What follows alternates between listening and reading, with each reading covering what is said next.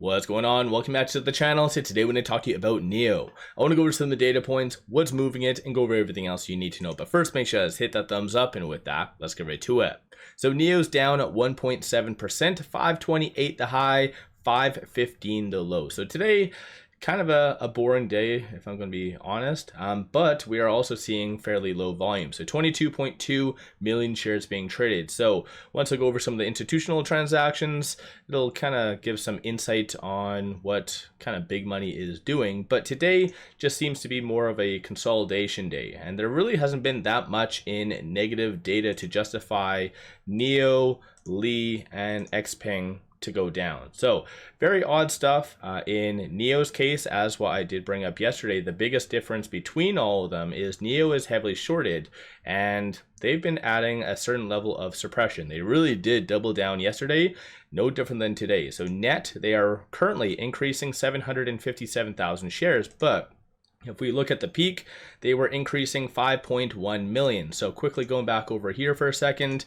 So given that there's about 22 million shares being traded, shorts at that one time were increasing about 5 million. So they're making up for still a good about 50% of the daily volume. So shorts constantly are adding a certain level of suppression, and no different than in the past, their goal is to break it based on the technicals. So today there hasn't been any news. Still, people in theory, it should be like in the past, they've already announced their earnings date. So that most likely I would assume will still be coming sometime this week, unless NIO just plans to kind of group it together with their monthly numbers, which will be this upcoming weekend. Maybe that's their plan, just to kind of announce that and also the date of their earnings. But definitely they are a little bit delayed. So you know how Wall Street always kind of overthinks that. Possibly them being delayed on their earnings might be maybe a red flag to them or something else, but nonetheless, that should in theory be the next big thing. As of today, there has been absolutely nothing. It's been crickets. There's been no speculative topics, so no new milestones, no new articles, no new analyst ratings. So today is simply just a technical driven day. Just add a little bit of splash of manipulation, and that's through shorts.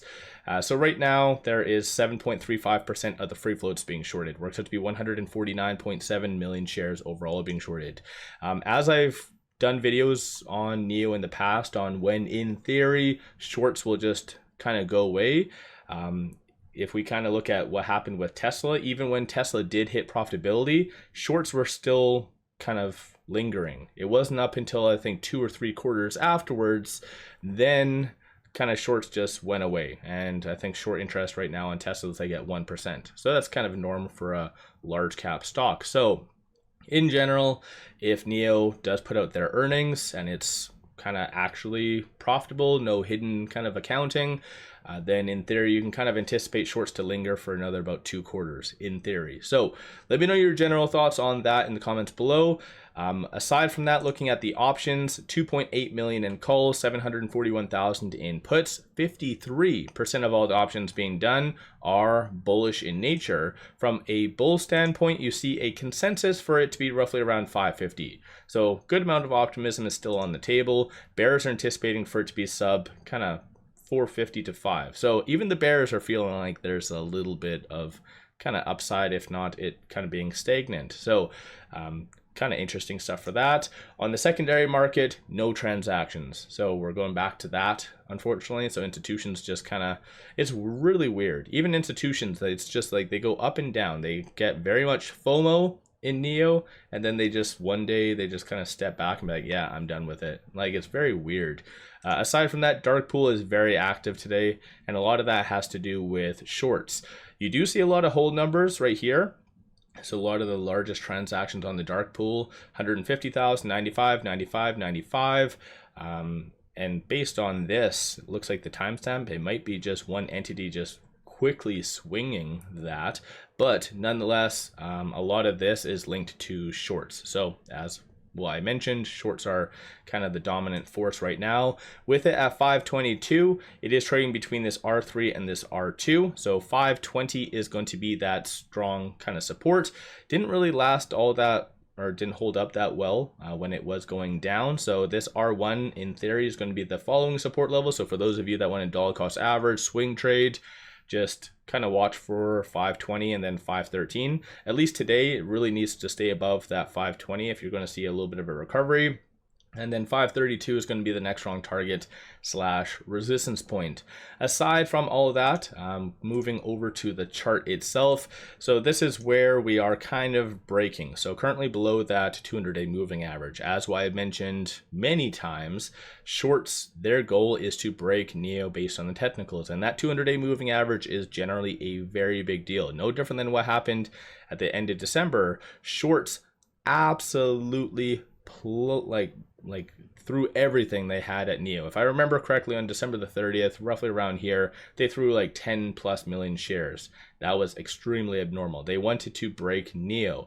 And so that's kind of their game. That's their strategy. And it also, at the same time, gives some insight to who actually might be shorting NIO. Because I've obviously I've been doing YouTube for quite some time. I look at this type of data every single day, a lot of different stocks, and I think overall this type of strategy does typically happen and come from American firms. So Bank of America, JPM, a lot of those firms might be truly against NIO, and no different than what I brought up yesterday when there was the cost to borrow minimum being negative.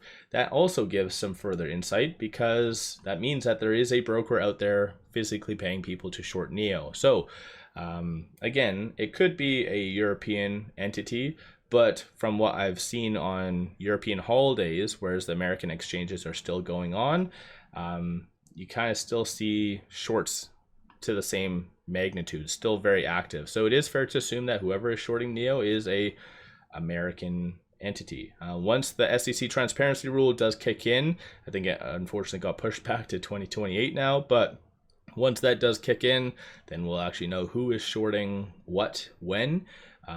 But until then, we kind of just left in the dark. Nonetheless, getting back to the chart.